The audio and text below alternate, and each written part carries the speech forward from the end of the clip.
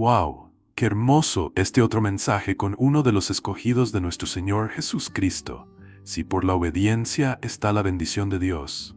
Por eso es que Dios lo bendice tanto, mi querido pastor José Manuel Sierra, que le siga permitiendo llevar a todos los rincones de la tierra estas bendiciones de Dios. Hermosa palabra, gracias. Gloria a su bendito nombre por su palabra, que es eficaz a la vida del cristiano. Aleluya, Dios es bueno. Saludes, amados hermanos, desde El Salvador. Gran mensaje del Señor en sabiduría del pastor José Manuel. Pastor, que Dios le siga otorgándole sabiduría, porque por medio de usted estamos aprendiendo de la palabra de mi Padre Celestial. Dios le siga cuidándose. Un fuerte abrazo a su esposa Elena, desde California. Con ellos, porque vosotros mostrasteis misericordia a todos los hijos de Israel cuando subían de Egipto, y se apartaron los ceneos de entre los hijos de Amalec. Versículo 7 dice: Saúl derrotó a los amalecitas desde Javila hasta Shur, que está al oriente de Egipto, y tomó vivo a Agat, rey de Amalec, pero a todo el pueblo mató a filo de espada. Saúl y el pueblo, quédense con esa frase, Saúl y el pueblo perdonaron a Agat, y a lo mejor de las ovejas y del ganado mayor, de los animales engordados, de los carneros y de todo lo bueno, y no lo quisieron destruir, mas todo lo que era vil y menospreciable o despreciable destruyeron. Y ahora viene la palabra del Señor al profeta Samuel y le dice: me pesa haber puesto por rey a Saúl, porque se ha vuelto en pos de mí, no ha cumplido mis palabras.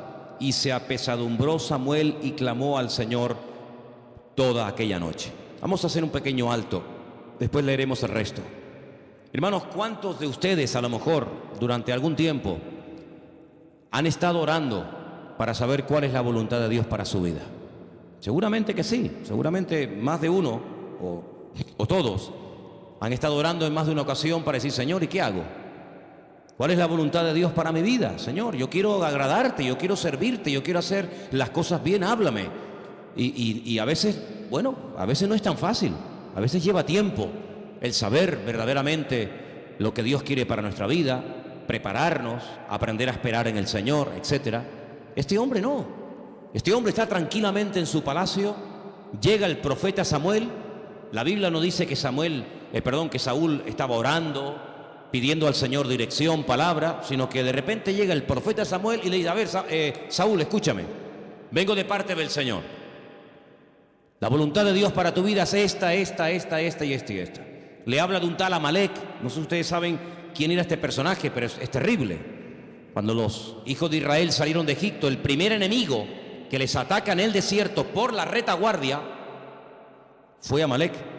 ¿Quiénes iban en la retaguardia? ¿Sí? ¿Quiénes iban en la parte de atrás? Las mujeres, los niños, los ancianos, la gente que no podía ir al ritmo de los que iban a la cabeza, las personas más débiles, las personas a veces enfermas, y por ahí les atacó, por el eslabón más débil. Les atacó, y dice la Biblia que fue una guerra tan despiadada, mató a mujeres, a niños, bueno, hizo una escaramuza terrible, y era un enemigo tan poderoso y tan sádico en la forma como mataba y torturaba a la gente, que dice la Biblia que este enemigo incluso quiso pelear contra Dios. Dice que se levantó contra el mismísimo trono del Señor.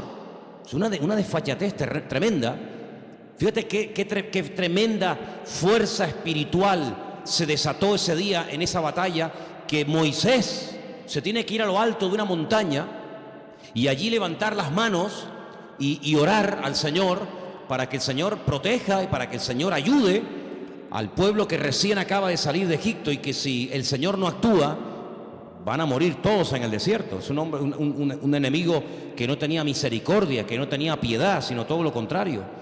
Claro, la Escritura dice que Moisés se cansaba y a veces bajaba las manos, y cuando dejaba de orar, dice que Amalec ganaba, Amalec prevalecía. Pero entonces se dieron cuenta, dice que subieron a la montaña un par de hombres, ¿se acuerdan? Dice que le pusieron una piedra y le dijeron: tú siéntate, sigue orando, nosotros te vamos a aguantar los brazos y tú sigue orando, tú haz lo tuyo. Y dice la Biblia que así pudieron ese día vencer a Amalec. Pero ese día, en el desierto, el Señor tomó una decisión que Saúl la sabía. porque está escrito además en la Biblia, en la Torá.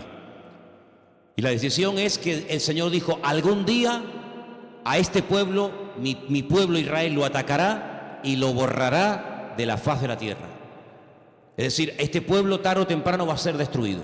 Pasó el tiempo, pasaron las generaciones y llegó el momento cuando a Saúl le toca el momento de poner en práctica la orden del Señor, destruir y atacar a Amalek. No puedes tomar nada. Sabemos que en otras ocasiones el Señor permitía que tomaran algunas cosas para ellos o para repartir a los soldados o como tesoro para el pueblo, pero en esta ocasión le dijo, no cojas nada, no tomes nada de esa gente, destrúyelo todo. Saúl sabe perfectamente lo que el Señor espera de él. Hermano, no tiene que decir, bueno, yo voy a orar para que el Señor me confirme la palabra que yo he recibido. No, no, es que está clarísima, no tienes ni que orar nada. Saúl se levanta, se va a la guerra, parece que tiene un acto de misericordia con una gente que se llamaban los ceneos, que estaban entre los de Amalek, y les dice, bueno, ustedes quítense del medio, no sea que yo les destruya, porque ustedes fueron buenos con nosotros, nos atendieron con misericordia, nos atendieron en el desierto, nos dieron agua, salgan de entre los de Amalek, se van, empieza la guerra, y resulta que en medio del combate, yo no sé por qué, no se le ocurre otra cosa al rey Saúl que perdonar al más importante de todos, al rey, llamado Agag. Pero no solamente perdonaron al rey, con permiso del rey Saúl, sino que además dice que él vio algunos animales que parece que estaban muy bonitos, estaban muy gordos, y dice, no, a estos no los matemos, ni a este tampoco, a aquel sí, a este no, a este sí, a aquel no. Y hace como una selección, y por eso yo enfaticé que lo que se decidió allí, se decidió con autorización y con el apoyo del rey. No es que el pueblo actuó a escondida y el rey no se enteró de nada, lo cual, sinceramente, hermano, hubiera sido imposible, porque cuando volvieran a su tierra y el rey Saúl viera un montón de animales, hubiera dicho, ¿y estos animales dónde los han traído? No, no, es que él era consciente, y no solamente era consciente, sino que él también participó en el hecho de decir, bueno, perdonamos al rey y algunos de los animales los reservamos para nosotros. Increíble. Cuando la orden era, no tomes nada, destrúyelo todo. Ahora vamos a seguir leyendo. Madrugó el profeta Samuel para irse a encontrar con Saúl por la mañana, versículo 12, y fue dado aviso a Samuel diciendo, Saúl ha venido a Carmel, y he aquí se levantó un monumento, y dio la vuelta y pasó delante y descendió a Gilgal. Vino pues Samuel a Saúl, y Saúl le dijo, bendito seas tú del Señor, yo he cumplido la palabra del Señor. Pero, vamos a ver, ¿cómo que ha cumplido la palabra del Señor? Tú no la has cumplido a medias, pero ya empieza justificándose, ya empieza diciendo, hemos cumplido lo que el Señor nos ha mandado, tienes que estar contento con nosotros. Es increíble, de verdad, es una lástima este hombre. Entonces Samuel le dice, pues qué balido de ovejas y bramido de vacas es este que yo oigo con mis oídos. Aquí no se tendría que oír ningún ruido de ningún animal si habéis cumplido la voluntad del Señor. Y ahora Saúl dice, de Amalek los han traído. Ya empieza a echarle la culpa a otros. Los han traído de Amalek porque el pueblo... ¿Cómo que el pueblo? ¿Y tú qué? El pueblo perdonó lo mejor de las ovejas y de las vacas para sacrificarlas al Señor tu Dios. Y él piensa que con esta explicación ya ha solucionado el problema. Y no se da cuenta de que lo que está haciendo es justificarse, mentir, fingir que ha cumplido la voluntad del Señor, cuando lo que está demostrando con esta actitud es que es un cobarde, una persona que no quiere admitir que ha pecado, que ha desobedecido al Señor y encima le echa la culpa a los demás. Es increíble. ¿Cómo puede ser una persona que ha recibido la unción del Señor, un hombre que, como vamos a ver ahora, el Señor lo bendijo tanto, de ser un desconocido a ponerlo en el puesto de máxima autoridad del país? ¿Cómo es posible que se comporte así? Bueno, hace poco hace poco escuché una frase muy bonita, muy interesante que dice: si quieres conocer a un verdadero hombre, dale poder. Dale poder, dale autoridad. Y vas a ver si se le sube a la cabeza ese poder o esa autoridad que cree tener, o verdaderamente con esa autoridad y con ese poder, pues sirve a los demás y sobre todo sirve al Señor. A este le dieron poder, de la noche a la mañana pasó de ser una persona carnal, una persona que no fue nunca, Saúl nunca fue un hombre espiritual. Saúl era uno del montón, pero que su apariencia física era muy llamativa. Dice que era un hombre muy alto, muy atractivo, muy carismático aparentemente, y dijeron, bueno, pues este es. Pero nunca dijeron, bueno, es un hombre que ora, conoce al Señor, es un hombre espiritual. No, lo importante era la apariencia física. Entonces el pueblo dijo, pues si es el más alto, el más atractivo, y bueno, parece que tiene un buen carácter, pues vamos a nombrarlo rey. Y de la noche a la mañana pasó de ser un don nadie a una persona con todo el poder del mundo, con toda la autoridad, y creció, entre comillas, en autoridad, pero nunca creció como persona. Y su poder se le volvió en su contra, ¿no? Y ahora vemos al verdadero Saúl. Este es el verdadero Saúl, ¿eh?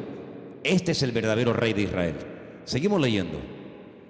Entonces, versículo 16, dijo Samuel a Saúl: déjame ahora declararte lo que el Señor me dijo anoche.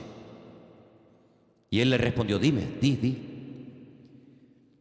Samuel le dijo: aunque eras el más pequeño en tus propios ojos, ¿no has sido hecho jefe de las tribus de Israel y el Señor te ha ungido por rey sobre Israel? El Señor te envió en misión y te dijo: ve, destruye a los pecadores de Amalec, hazles la guerra hasta que los acabes. ¿Por qué pues no has oído la voz del Señor, sino que vuelto al botín has hecho lo malo ante los ojos de Dios? Saúl le respondió a Samuel: antes bien he obedecido la voz del Señor y fui a la misión que el Señor me envió, y he traído a Agag, rey de Amalec, y he destruido a los amalecitas. Mas el pueblo, otra vez el pueblo, él nunca, siempre son los demás. El pueblo tomó del botín ovejas y vacas, las primicias del anatema, para ofrecerlas en sacrificio al Señor tu Dios en Gilgal. Nunca habla del Señor mi Dios. Es interesante, ¿eh? Hay dos personas en la Biblia que cuando hablan de Dios hablan como de un extraño.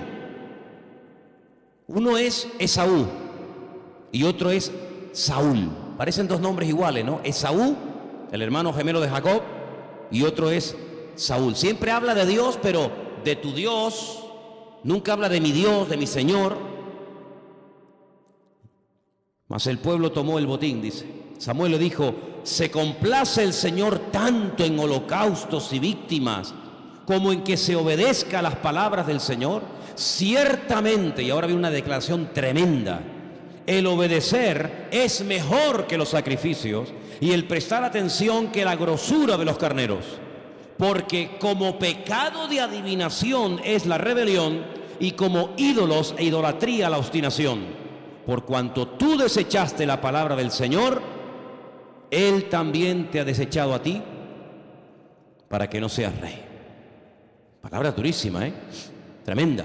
Pero claro, si se le permitía al rey hacer lo que le daba la gana, imagínate al pueblo. Cuando era el rey el que tenía que hacer un ejemplo y no el pueblo un ejemplo a él. Es como en una familia. ¿Quién tiene que darle ejemplo a quién? ¿Los hijos a los padres o los padres a los hijos? Yo creo que los que tenemos que dar ejemplo son los padres a los hijos, independientemente de cómo sean o de cómo actúen o de cómo se comporten los hijos. El padre y la madre tienen que ser un ejemplo a los hijos, y si los hijos son un ejemplo para mí, pues gloria a Dios, pero si no, pues tampoco tienen la obligación de ser un ejemplo para mí, pero yo para ellos sí. Es como la Biblia dice a los pastores, ¿no?, que tenemos que ser un ejemplo de fe a la congregación, de tal manera que la congregación dice: imiten la fe de sus pastores. Yo no tengo que imitar la fe de ustedes, pero ustedes la mía, pues la Biblia dice que sí, ¿verdad? Ahora, fíjense que en primer lugar, Saúl ya había cometido un error terrible cuando presentó un sacrificio, porque no supo esperar y se precipitó y dijo: bueno, mira, Samuel no está, no importa, lo hago yo. Y cuando llega Samuel le dice: locamente has actuado, Lo que hoy has hecho ha sido terrible. Tú eres el rey, pero el profeta y el sacerdote soy yo. Y tú has actuado, dice la Biblia, locamente. Tú no puedes hacer esto por muy rey que tú seas. Pero el Señor le vuelve a dar otra oportunidad. Oye, qué bueno es el Señor, ¿eh? ¿Verdad, hermanos? A mí me fascina esto de la naturaleza y del carácter de Dios. Que Dios nos da oportunidades. Le dio una segunda oportunidad a Pedro, ¿sí o no? Podía haberle dicho, Pedro, increíble, ¿eh? Increíble, ¿eh? Que aunque todos me negaran, tú nunca me ibas a negar, que tú ibas a ir a la cruz conmigo, que... Y al final resulta que no solamente me dejas como los otros, sino que encima me niegas. Y el Señor, ¿qué hace? Lo va a buscar y le da otra oportunidad. Y ya Saúl, si ustedes leen la historia de este personaje, ya había cometido un error terrible. Esta era otra oportunidad de oro, un poco como para rectificar el fallo anterior. No lo supo aprovechar. Hermano, cuando Dios te dé oportunidades para hacer algo en la vida, tú verás lo que sea, aprovéchalas. Aprovechen las oportunidades que el Señor les da.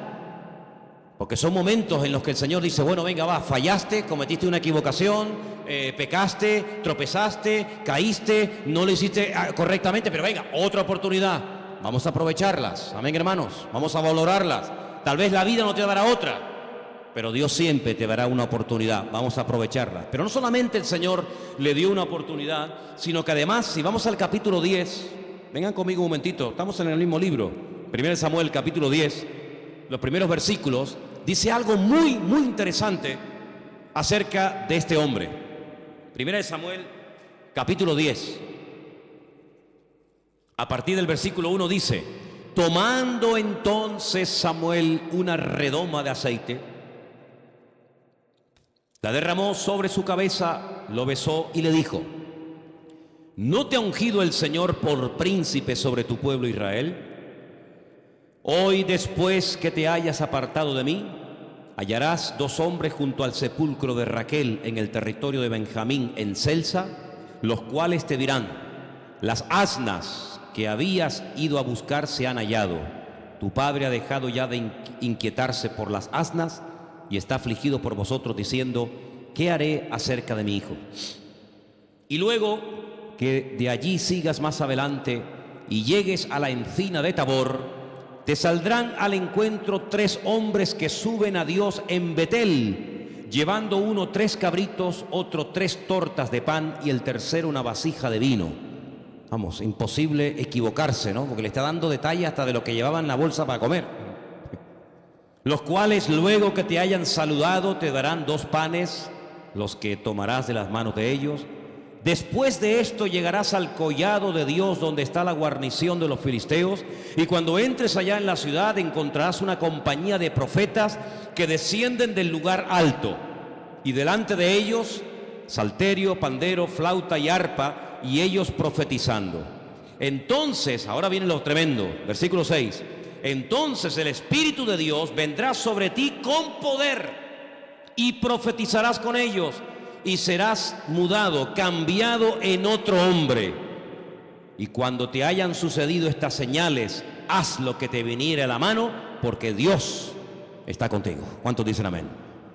Es decir, no es que el Señor lo nombra, no es que el Señor permite que sea nombrado rey de Israel y lo manda ahí a la aventura, sin ninguna capacidad, sin ninguna preparación. No, Dios no hace eso, hermanos.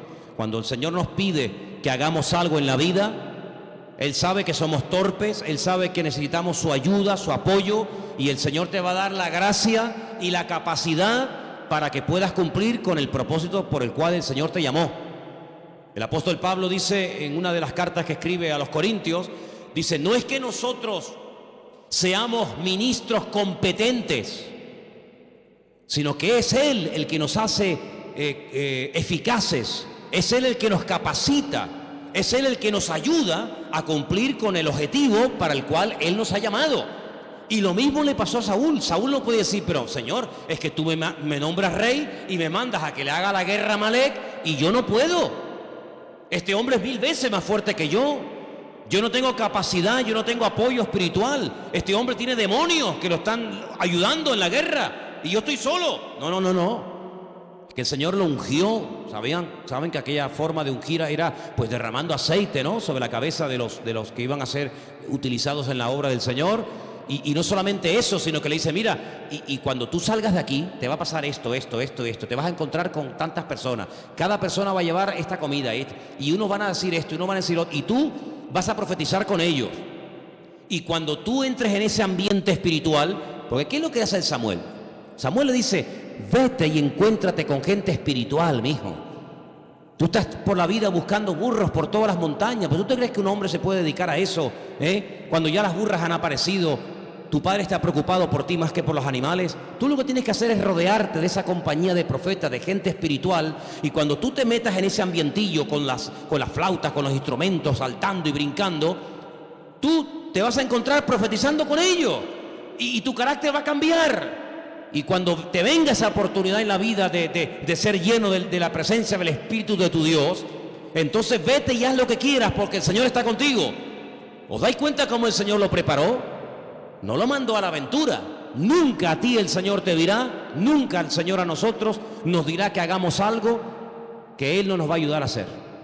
El Señor siempre va adelante. El Señor te pide que prediques, Él te va a dar la gracia para que lo haga. El Señor te pide que perdone, te va a dar la gracia para que perdone. El Señor te pide que des algo, el Señor te va a dar lo que Él te pide que des. En otras palabras, nunca el Señor te va a dejar tirado. ¿Cuántos dicen amén?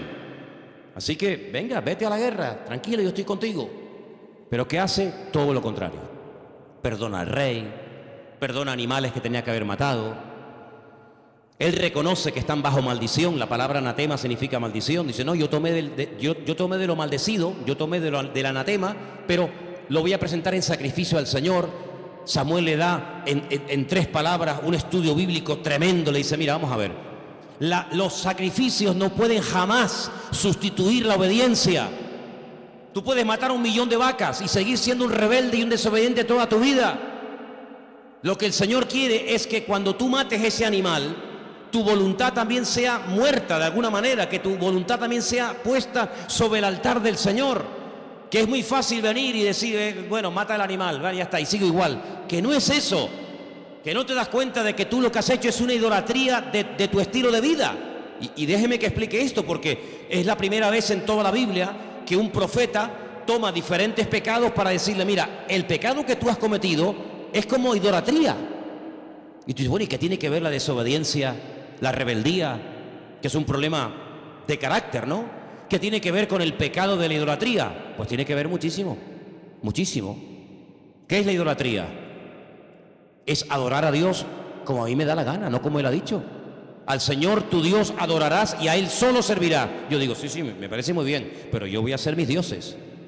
Y yo los voy a llamar así, los voy a llamar asado, y un día saco a este y un día saco a la otra. ¿Qué es la idolatría? Es rebeldía pura. Es la manifestación del ego del hombre tratando de agradar a Dios, tratando de servir a Dios como Él dice y no como Dios dice. ¿Qué es la idolatría? Es sustituir a Dios y poner mis dioses, quitar sus mandamientos y poner mis mandamientos, quitar sus condiciones y poner las mías. Eso es idolatría. Y luego tú, que eres un rebelde, lo que estás haciendo es que estás divinizando tu ego. Tu voluntad es lo que predomina, no la voluntad del Señor, que la sabía perfectamente. Por eso el rebelde, el desobediente, es como un idólatra. Lo que pasa es que el idólatra adora una imagen y tú te estás adorando a ti mismo. ¿Y cómo te adoras a ti mismo? Pues con tus actos de rebeldía, que Dios te dice que no hagas esto y lo haces. Que Dios te diga no cojas nada y lo coges. Por eso eres como una persona idólatra, una persona que está poniendo sus propias normas, una persona que quiere vivir a su manera y encima echándole la culpa a los demás y encima justificándote de que lo has hecho porque amas tanto al Señor que los animales que has cogido los vas a presentar en sacrificio al Señor. Y Samuel le dice, mira, como pecado de adivinación es la rebelión, como ídolos e idolatría la obstinación, por cuanto tú desechaste la palabra del Señor, esa es la verdadera razón, el Señor también te ha desechado a ti para que no seas rey. Es desechar la palabra de Dios. ¿Cuándo desechamos la palabra de Dios? Cuando la leemos, la comprendemos, pero no la cumplimos. Cuando yo sé que no puedo hacer eso, pero lo hago. Cuando yo sé que no puedo ir por este camino, pero voy. Cuando yo sé que no puedo hacer tal cosa, pero la hago. Es exactamente el espíritu de Saúl. Espíritu de rebeldía, de desobediencia, porque una cosa es pecar por ignorancia y otra cosa es pecar, como dice el libro de Hebreos, deliberadamente. Lo sé, pero lo voy a hacer igual. Sé que a Dios no le agrada, pero yo lo hago igual. Y sé que Dios no quiere esto, pero yo lo voy a hacer igual. Pero bueno, Dios sabe que yo lo amo. Los sacrificios, como dije hace un instante, no pueden sustituir la obediencia del Señor. Un sacrificio, si no va acompañado de una obediencia y de una rendición total por nuestra parte, no sirve absolutamente de nada. ¿Qué es lo que ocurre? Bueno, con estas palabras y con esta explicación clara y contundente de que vas mal, Saúl tenía que haberse tirado a tierra como hizo David. Mire qué diferencia cuando el profeta Natán, ya Samuel había muerto, cuando el profeta Natán llega a la casa del rey David y le cuenta aquella famosa historia, todos la conocemos, ¿verdad? ¿Qué hace David? Dice, yo he pecado, reconozco, he pecado, soy digno de muerte. El tío se tira a tierra, pide perdón y le dice al Señor, no quites de mí tu Espíritu Santo, devuélveme el gozo de la salvación. El hombre verdaderamente se arrepiente, el hombre verdaderamente pide perdón delante del Señor. ¿Y el qué hace el Señor? Pues lo que hace el Señor cuando alguien se arrepiente, que lo perdona y lo restaura, siempre. Es que no puede actuar de otra manera. Pero ¿qué hace Saúl? Fíjate qué interesante la historia, la voy a seguir leyendo a partir del versículo 24. Saúl le dijo a Samuel, yo he pecado. Ya, una cosa es decirlo y otra cosa es actuar en consecuencia. He quebrantado el mandamiento del Señor y tus palabras, porque temí al pueblo y consentí a la voz de ellos. Perdona pues ahora mi pecado. ¿A quién le pide perdón? ¿A quién le pide perdón? A Samuel. ¿Y a Dios? ¿No? ¿Qué hace el hijo pródigo cuando regresa de la vida de libertinaje y de desorden que ha llevado? Dice dos cosas muy interesantes. Padre, he pecado contra el cielo y contra ti. Si no solamente he ofendido a mi Padre terrenal, sino también he ofendido a mi Padre celestial. Fíjate qué curioso. Si solamente cuando una persona se arrepiente le pide perdón a Dios y no le pide perdón a la gente que ha podido ofender con su pecado, no es correcto. Porque es muy fácil pedirle perdón a Dios, pero a ti no te hablo, a ti no te dirijo la palabra y a ti, vamos, ni te tengo en cuenta. No. Si solamente le pido perdón a la persona, oye, mira, lo siento, te he criticado, he mentido, he pecado, le pido, pero no le pido perdón a Dios, creo inconscientemente que yo en el fondo soy bueno porque no tengo que pedirle perdón a Dios de nada. He ofendido a una persona, le pido perdón, quiero llevarme bien con él o con ella, pero con Dios no pasa nada. No, el perdón bíblico tiene dos direcciones y una depende de la otra. Primeramente al Señor, contra el que fundamentalmente pecamos. Pero siempre también cuando pecamos de alguna manera, nuestro pecado, a veces más, a veces menos, puede llegar a salpicar a otras personas. Y entonces el hijo pródigo es restaurado. ¿Por qué? Porque él entiende que para ser restaurado tiene que tener claro dos cosas. Primero, tú has ofendido a Dios. ¿Yo? Si yo no he ofendido a Dios.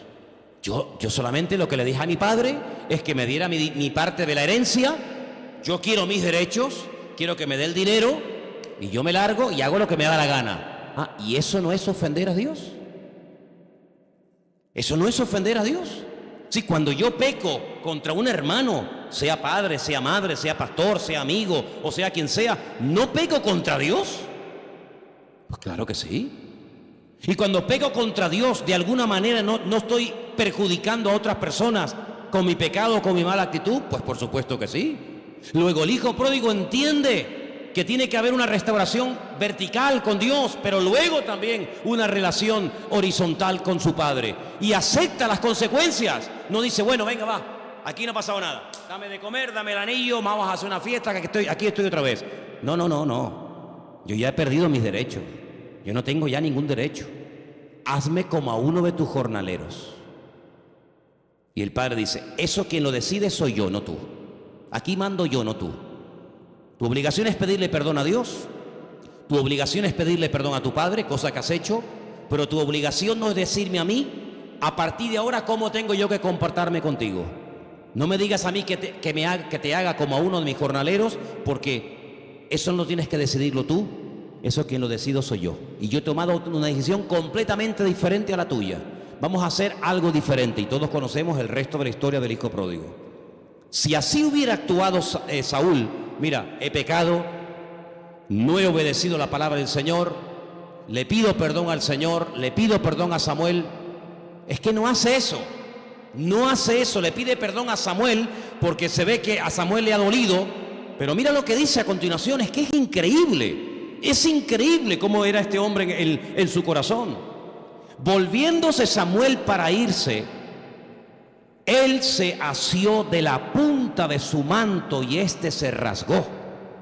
Le cogió los tzitzit del fleco de oración y se los arrancó. Entonces Samuel le dijo: el Señor ha rasgado hoy de ti el reino de Israel y lo ha dado a un prójimo tuyo mejor. Además, el que es la gloria de Israel no mentirá ni se arrepentirá, porque no es hombre para que se arrepienta. Él le dijo: yo he pecado. Otra vez, ¿a quién le está diciendo yo he pecado? A Samuel, pero a Dios no lo menciona por ninguna parte. Yo he pecado, sí, he hecho mal, pero ahora mira lo que le pide: pero yo te ruego que me honres delante de los ancianos de mi pueblo y delante de Israel, y que vuelvas conmigo para que adore al Señor tu Dios. Y volvió Samuel tras Saúl y adoró Saúl al Señor, y todos conocemos el resto de la historia. Es decir, si yo he pecado, he hecho algo terrible, pero ahora cuando salgamos allá afuera, de esto no se tiene que enterar nadie.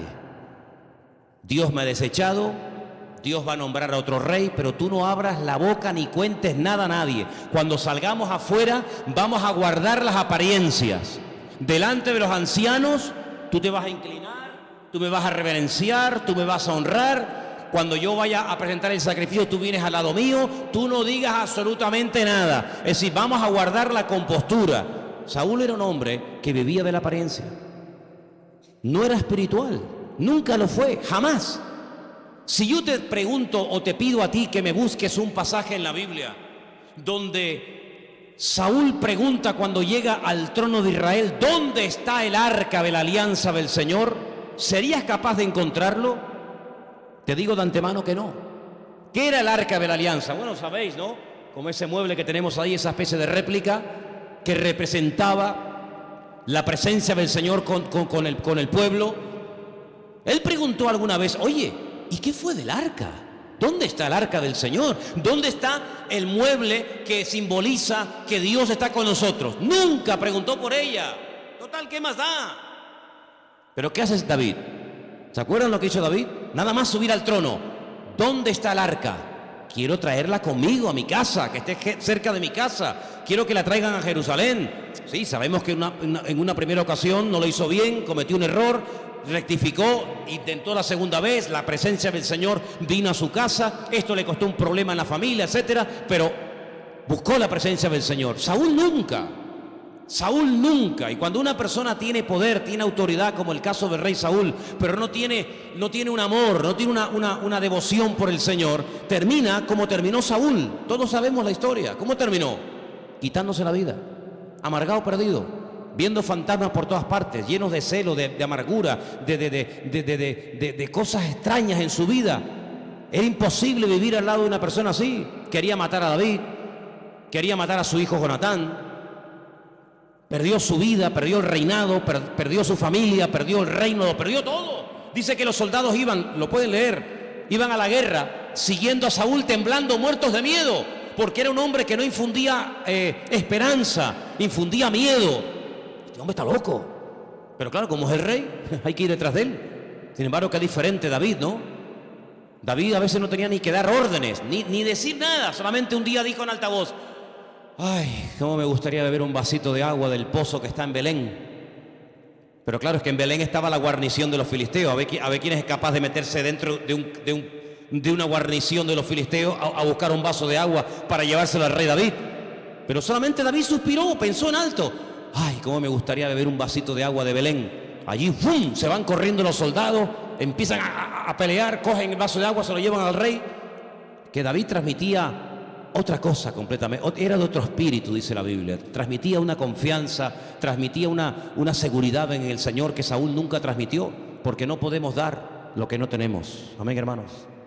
Y así terminó este hombre, lamentablemente. Conocía la voluntad de Dios, fue ungido con el aceite especial, específico para ungir a los reyes. Tuvo el apoyo incondicional durante años del profeta Samuel. Lo tenía todo. Lo perdió todo. No aprovechó las oportunidades, obedecía al Señor a su manera. Y yo me pregunto en esta noche, hermanos, delante de esta porción que hemos examinado, ¿nos puede pasar a nosotros en algún momento que nos planteamos la vida cristiana, nuestra relación con Dios a nuestra manera? ¿Cuántas formas hay de vivir la vida cristiana? Que yo sepa, una sola.